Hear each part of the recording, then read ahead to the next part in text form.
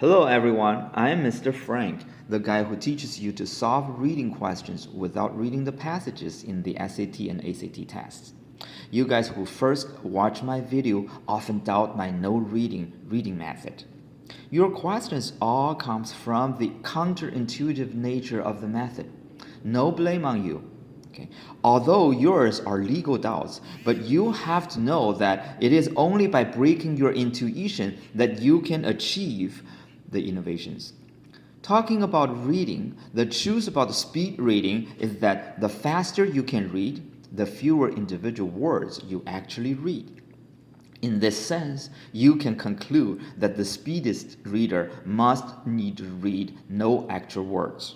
For instance, many of you read Shakespeare's Hamlet in high school English language class.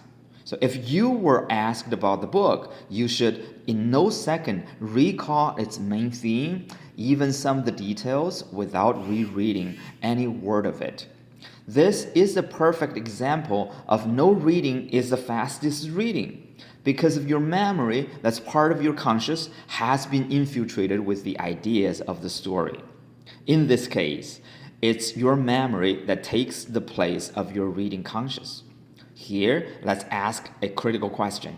What if you just have a reading conscious that does not need the past memory to become aware of the ideas in the book? That means your conscious can source information flowing out there, not in the passage, to drive to its main idea.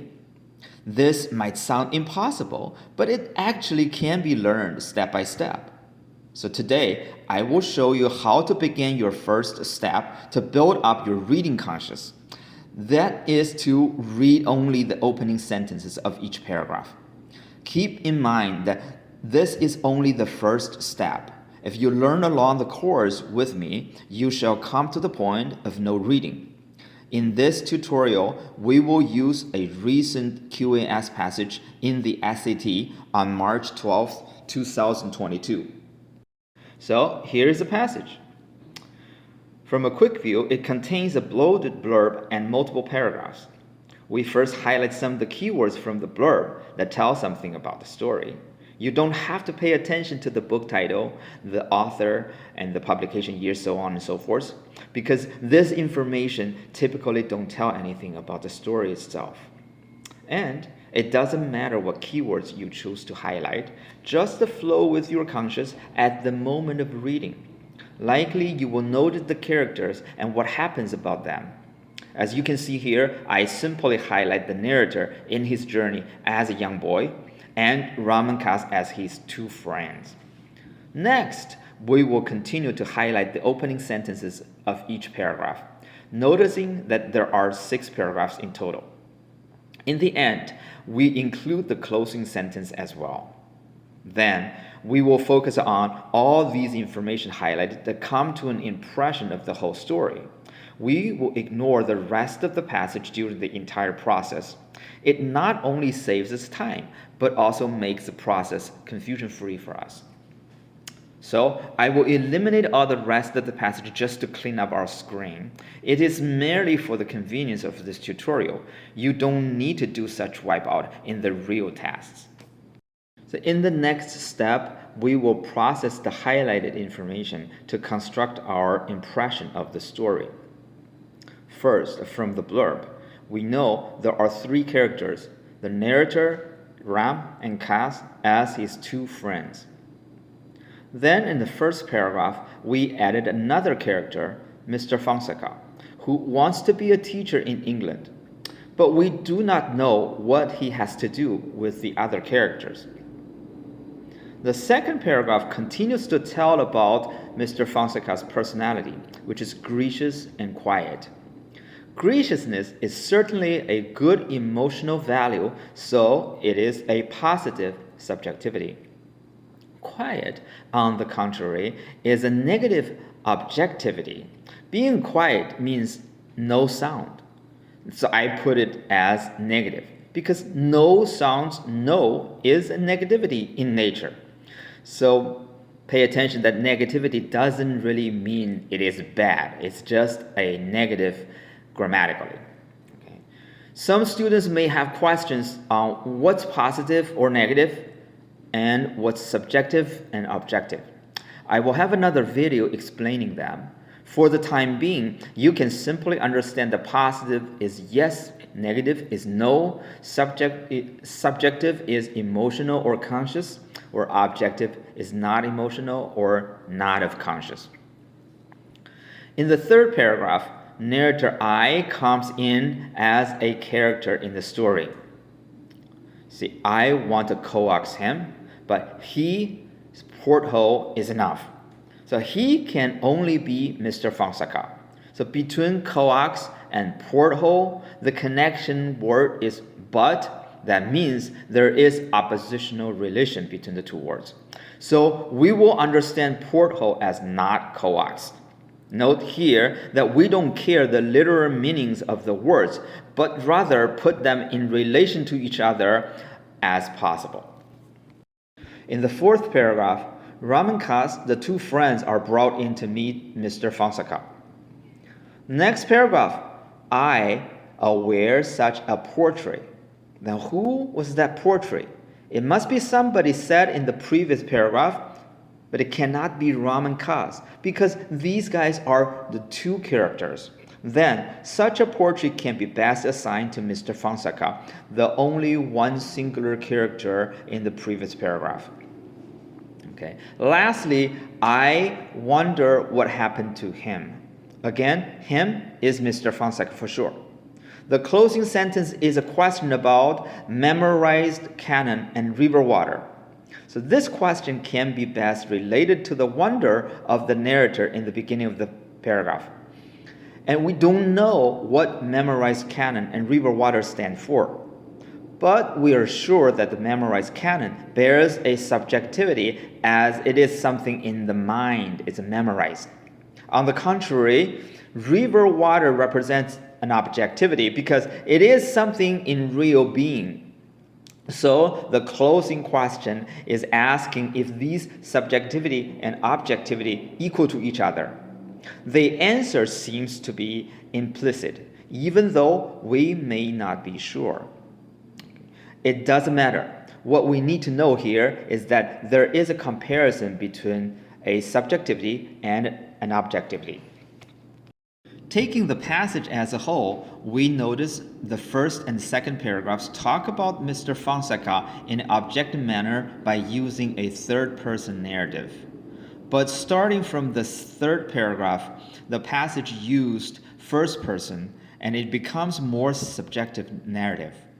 This divides the passage into two sections, one objective and another subjective section. So if there is a question that the story makes transition or focus shift from something to something, we have something to think about. This is all we understand the passage. Next, let's use our impression to solve the questions. This impression has objectivity, subjectivity, negative and positive, and 4 characters within which Mr. Fonseka is an overall focus throughout the passage. So let's see question 1. This question asks the shift of focus. A. Internal world and sympathy reflects only subjectivity. B. Interreaction and speculation sound objective, subjective both. C. History and turning point has nothing to do with the objectivity and subjectivity division. D. Experience and impact relates neither to subjectivity objectivity division. Note that both C and D talk about the cause and effect division. Therefore, choice B is the best answer. Question 2 asks about Mr. Fonseka and the narrator. I coaxed him without success, and there is a sympathy from me to him. This sympathy is a positive subjectivity. Choice A, to be a writer. Choice B, pursue teaching. Choice C, memorize stories. And choice D, introduce literature. Comparing A, B that talks about actions, C and D are more of a subjectivity. Furthermore, interest in the literature is more subjective than memorizing the literature stories because memorize is to act. Okay, so D sounds like a better choice. We also notice that when we're introduced to literature and we become interested in literature, then further what we can do includes writing or teaching or memorizing the literatures. Thus, choice D covers all the aspects of A, B, and C. Therefore, choice D is the best answer. Question 3 asks the word stalking that we by no means read at this moment. But that cannot prevent us from analyzing the choices. We notice choice A and C talks about the narrator and the friends. Choice D talks about the narrator. But we know main character is Mr. Fonseka, as every paragraph involves him. Thus, we can certainly eliminate A, C, D. Choice B and feeling is a subjectivity that is certainly related to a main element of the story. So B sounds the best answer. Question 4 asks line 15 to 20 that we have not read yet. We notice that only choice D, external mannerism and inner being, reflects the subjectivity-objectivity division of the passage. In choice A, goals, B, past and future, and C, personal information and internal conflicts, all have nothing to do with the subjectivity-objectivity division. So we can choose A as the best choice. Question 5 asks the narrator visiting Mr. Fonseka. There are two ways to solve this question. First way is that Mr. Fonseka, we know he introduced literature to the narrator.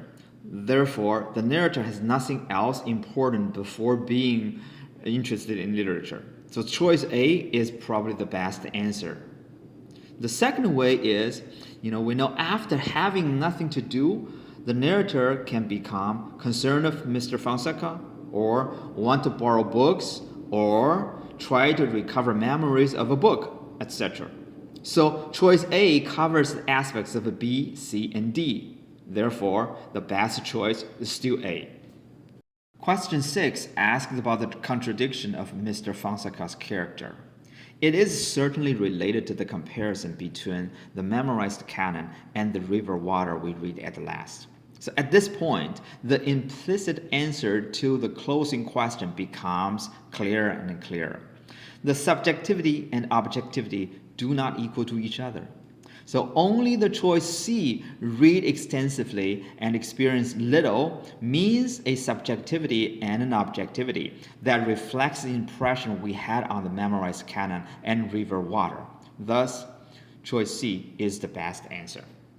Question 7 asks the evidence to 6C. So we know 6C is about Mr. Fonseka. It's he, not I. Choice A and C are our instant eliminations because they are about the narrator. We also need something about reading and experience. Therefore, books in choice D sounds a good coincidence. Therefore, choice D is the best answer. So question 8 asks Mr. Fonseka's literacy knowledge. From the reading, we know there is no English people among the characters. There is only teaching as a profession in the story, and financial isn't in the reading as well. Choice B, new country, which is England, where the journey is heading for, reflects a main element in the story. Thus, choice B is the best answer. 9 asks the evidence for A, B, that Mr. Fonseka believed his English literacy is good for him in England. Therefore, choice B and C describe Fonseka, and C, he must, sounds like speculating. C must be the best answer. Then, question 10 asks about the last sentence, which is a rhetorical question with an implicit answer, which is memorize the canon not equal to river water. So the literacy memorized cannot be a positive notion. Choice B, necessary, C, luck, and D, enjoyment are all positive and must be eliminated. Choice A, memento of place behind, can be the best answer at the moment. Up to this point, we've solved all the questions. So let's wrap up this process in 3 key steps. First step, read the blurb, opening sentence of each paragraph, and the closing sentence of the passage. While reading these texts, we focus on characters and their happenings about. A footnote here is that the happenings about can only be what they think, what they say, and what they act. The more towards actions, the more objective these happenings about are. The second step, consolidate a full picture of the story. Try to construct a primary contrast between two elements in the story and take this primary contrast as the main idea and the focus of the entire story. Step 3. Use the primary contrast, its elements, and their relating values such as subjectivity, objectivity, and positivity and negativity to analyze the choices of each question. Then eliminate those that are inconsistent with the primary contrast and their elements, and choose the ones that are consistent with them. In fact, the values are not only subjectivity and objectivity, and negativity and positivity. There are 5 pairs of fundamental values that you need to care about in reading. They are positivity and negativity, subjectivity and objectivity, singularity and plurality, parity and disparity, and cause and effect. I call them 5 V's, and I will explain them to you in my next video. Once you learn about 5 V's and become accustomed to using them, you will find your reading go on a fast track. So hope you enjoyed this video.